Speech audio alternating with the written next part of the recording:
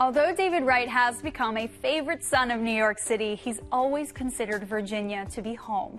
Born in Norfolk and raised in nearby Chesapeake, Wright made a lasting impression on those who knew him before his days in the Big Apple began.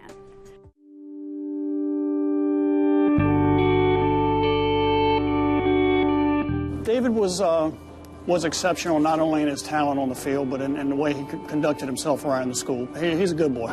He was a wonderful student, humble, well-spoken, and just a pleasure to teach. David was a very likable kid. He got involved with student activities. He was a class officer. You always count on David to be there and to get done what you need done, and he was just a great kid. The Tidewater area is and will always be, home for me. I mean, that's where I was raised, and I talk about New York embracing me at a young age. Home, the Tidewater area developed me. That's where, I learned those life lessons. That's where, I got that structure. Wright has never forgotten about the community that helped mold him as a person. And at the Children's Hospital of the King's Daughters, he is making a major league difference. We have children here that are in hospitalized situations, they're in dire circumstances. They don't have a lot going right at that moment. They're scared, they're upset.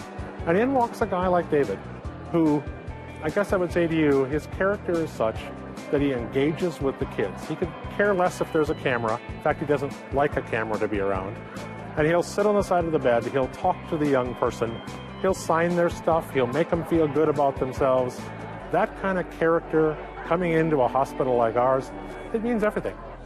I think it's important to always give back to the community where you're from, and I can't think of a better cause than the Children's Hospital of the King's Daughters. I mean, they just do so much great work, and going there and seeing exactly where the money that you help raise goes to, and how much those kids appreciate it, means the world to me.